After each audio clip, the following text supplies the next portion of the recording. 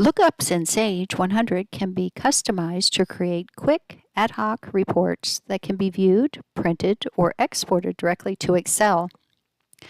For instance, a user can create a customized lookup in AP Invoice History Inquiry to include the posting date that will aid in reconciling differences between the AP Aged Invoice Report and the AP GL account in a few easy steps. Get into AP Invoice History Inquiry. Click on the magnifying glass to access the lookup. Click on Custom in the lower left. Give your view a name. I name mine Default 2 because this is going to be my new default view.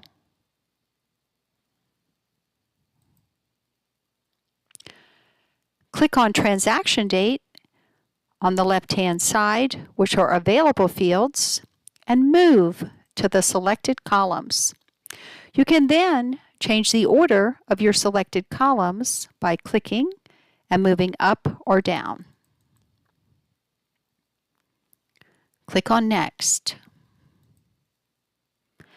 At this point, you could set a filter, but I'm just going to select all records at this point. Click Next again. And you're able to establish that this is going to be your initial display or your new default view. And then also you're able to select a default search option. I'm going to go ahead and select Transaction Date, Range, and Finish. Now I'm ready to use my modified lookup.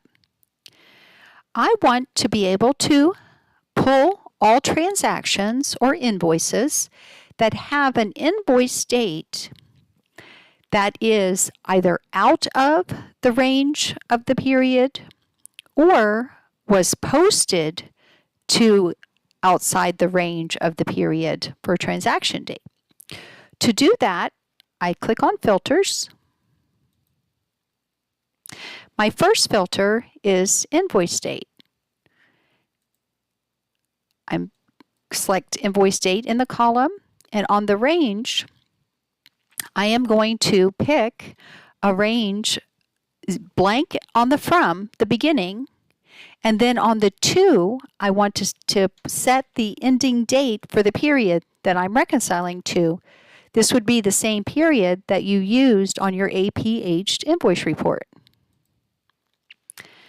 On my second filter, I'm going to do a transaction date greater than the ending period date. Now, if I didn't want to use a range in the filter with the blank, I could also have said less than and just put in a date. Greater than, now for these lookups, less than and greater than assume the equal to.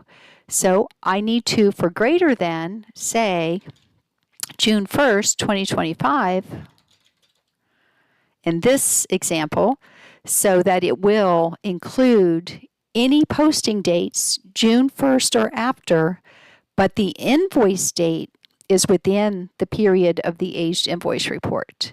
I click OK, and there we go. We have an invoice that was dated February 1st, but was actually posted to the GL on June 15th. That's an easy way to create an ad hoc view to help you in reconciling your AP Aged Invoice Report to your general ledger.